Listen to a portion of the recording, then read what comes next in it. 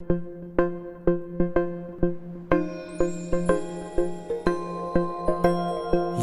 కదా నీ కథ ముగింపులేనిదై సదా సాగదా ఇదే కదా నీ కథ ముగింపులేనిదై సదా సాగదా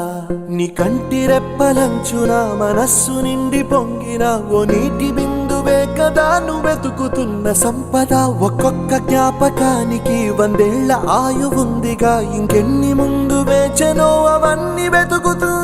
పదా మనుష్యులందు నీ కథ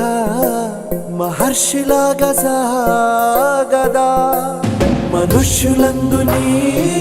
కథ మహర్షిలాగా సాగదా